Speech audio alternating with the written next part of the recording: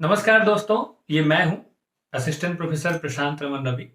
मेरे सिर पे आप देख रहे हैं कि हिमाचली टोपी है और आज के इस वीडियो में मैं आपको बताने वाला हूँ कि हिमाचल प्रदेश में असिस्टेंट प्रोफेसर बनने के लिए, हिंदी विषय का असिस्टेंट प्रोफेसर बनने के लिए public service commission, Himachal Pradesh public service commission के द्वारा जो परीक्षा आयोजित की जाती है, उस परीक्षा को पास करने के लिए आपको क्या करना चाहिए, कौन सी किताबें पढ़नी चाहिए और किस तरह की स्ट्रैटेजी आप फॉलो करके public service commission Himachal Pradesh लोक सेवा आयोग जो हिंदी विषय के सहायक प्राध्यापक के लिए परीक्षा जो आयोजित होगी उसमें आप कैसे एक सही मुकाम हासिल कर सकते हैं।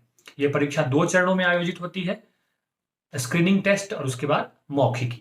तो इस वीडियो में हम कंप्लीट जानकारी देंगे कि स्क्रीनिंग टेस्ट और मौखिकी दोनों को पास करने के लिए आपके पास कौन-कौन से संसाधन होने चाहिए और किस तरह की तैयारी आपको चाहिए इस परीक्षा में सही जगह हासिल करने के लिए।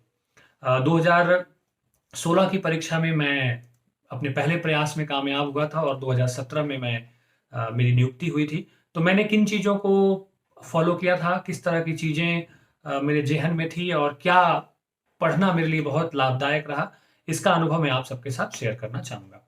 आप सबको पता है कि लोक सेवा आयोग की जो परीक्षा होती है स्क्रीनिंग टेस्ट, उसका फाइनल मार्क्स तो नहीं जोड़ा जाता है, अंतिम सिलेक्शन में उसका कोई रोल नहीं होता है, लेकिन स्क्रीनिंग टेस्ट पास करना आपके लिए बहुत ज़रूरी है। अगर आप वहीं फेल हो जाते हैं तो आगे की आपकी यात्रा जो है वह रुक जाती है। तो सबसे पहले मैं आप सबको बताना चाहूँगा कि अ, हिंदी साहित्य का इतिहास, यह एक तरह से रीढ़ की हड्डी है और कहें कि सब कुछ है। स्क्रीनिंग टेस्ट के लिए भी, मौखिकी के लिए भी, क्योंकि बेसिक से लेके सारी चीज़ें इसमें आ जाती हैं, सब कुछ इसमें समाहित हो जाता है हिंदी साहित्य के इतिहास के तहत। तो सबसे पहले आपको चाहिए कि स्क्रीनिंग टेस्ट के लिए आप जो किताब पढ़ें, वह सबसे अच्छी किताब मुझे जो नज़र आती है, जो लगती है, वो 2 किताबें हैं। वो सबसे पहली किताब डॉक्टर नगेंद्र की किताब, हिंदी साहित्य का इतिहास, डॉक्टर नगेंद्र और डॉक्टर हरदयाल द्वारा संपादित ये किताब है और साथ ही साथ हिंदी साहित्य का इतिहास आचार्य रामचंद्र शुक्ल। ये किताब मैं इसलिए कह रहा हूँ कि बेसिक ढंग से ये किताब पढ़ना बहुत ज़रूरी है। एक तरह से आप कहें कि आधार स्तंभ है ये 2 किताबें। परीक्षा यद्यपि ऑब्जेक्टिव पैटर्न पे होती है, लेकिन जब तक आपका कॉन्सेप्ट नहीं बनेगा, जब तक आप बुनियादी तौर पे विषय की समझ आप ठीक से नहीं रख पाएँगे, तो स्क्रीनिंग पास करने के बाद भी मौखिकी में आप सही प्रदर्शन नहीं कर पाएँगे और फिर आप ठीक से पढ़ा भी नहीं पाएँगे अगर आप बेसिक ढंग से चीज़ों को लेकर के तैयार नहीं हैं तो। तो ये 2 किताबें मुझे बहुत महत्वपूर्ण लगती हैं, बहुत उपयोगी लगती हैं। ये किताबें पढ़नी ही पढ़नी चाहिए। अगर इससे पहले से लेवल से अगर आप शुरुआत करना चाहते हैं, तो हिंदी साहित्य का सरल इतिहास, विश्वनाथ त्रिपाठी वाली किताब भी आप पढ़ सकते हैं। लेकिन चूँकि परीक्षा ऑब्जेक्टिव पैटर्न का है, तो हमारी तैयारी भी उसी ढंग से होनी चाहिए। इसीलिए इन किताबों को पढ़ने के साथ-साथ हमें एक किताब जो बहुत ज़रूरी है, जो नेट के लिए भी है और इसके लिए भी है, वह है हिंदी भाषा और साहित्य का वस्तुनिष्ठ इतिहास, सरस्वती पांडे, गोविंद पांडे। इस किताब में जितनी भी साहित्यिक विधाएँ हैं, पाश्चात्य काव्य शास्त्र, भारतीय काव्य शास्त्र, वो सारे तथ्य आपको मिलेंगे। लेकिन परीक्षा में, लोक सेवा आयोग की परीक्षा में कवियों के बारे में सीधा-सीधा सवाल जो है वह पूछ दिया जाता है आचार्य रामचंद्र शुक्ल की इतिहास की किताब से, ठीक है? तो ये किताब मुझे लगता है कि मस्ट रीड किताब है। ये 3 किताबें बिल्कुल मस्ट रीड किताब है। ये किताबें आपको पढ़नी ही पढ़नी चाहिए। ये तीनों किताबें मैं आपके सामने ऐसे दिखा रहा हूँ, ये आपके पास होनी चाहिए और इसका अध्ययन आप निश्चित रूप से करें। और सरस्वती पांडे, गोविंद पांडे की जो किताब है पांडे बंधुओं, इस किताब में सिर्फ़ और सिर्फ़ ऑब्जेक्टिव इन्फॉर्मेशन है, जो कि स्क्रीनिंग के लिए आपको बहुत मददगार किताब है ये और आप इस किताब को पढ़ के स्क्रीनिंग टेस्ट पास कर सकते हैं। लेकिन चूँकि आप कॉन्सेप्ट भी आपको बनाना है, आप हिंदी विषय के सहायक प्राध्यापक बनने जा रहे हैं, तो सिर्फ़ वस्तुनिष्ठ इन्फॉर्मेशन रख लेने से आप सही शिक्षक नहीं हो जाएँगे। आपको उस विषय की बुनियादी समझ बहुत सरल ढंग से मालूम होनी चाहिए और साथ ही साथ उसको आप ठीक से किसी के सामने संप्रेषित कर सकें, किसी को समझा सकें। ऐसी समझ आपकी बननी चाहिए ताकि आपको इंटरव्यू में भी कोई दिक्कत नहीं हो। इसलिए मैं बार-बार कह रहा हूँ कि ये 2 किताबें आप ज़रूर पढ़ें, चाहे तो एक किताब और आप इसमें इंक्लूड कर सकते हैं, हिंदी साहित्य का सरल इतिहास विश्वनाथ त्रिपाठी की।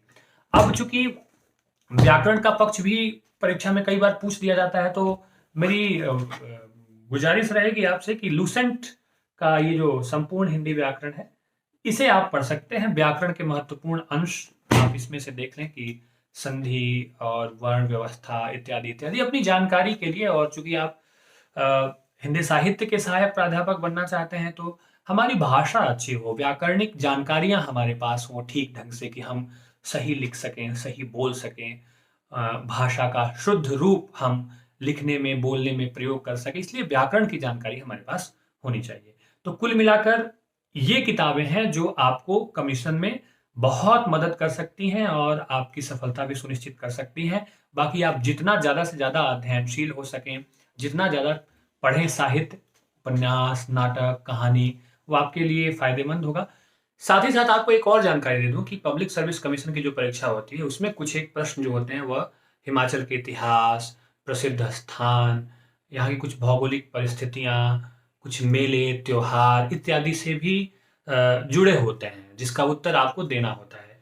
तो आप अगर इसकी तैयारी करना चाहते हैं, तो हिमाचल प्रदेश सामान्य ज्ञान, जगमोहन बलोखरा की एक किताब आती है, उसको बहुत सामान्य ढंग से इम्पोर्टेंट चीज़ें देख लें। बहुत गहन अध्ययन करने की ज़रूरत नहीं है।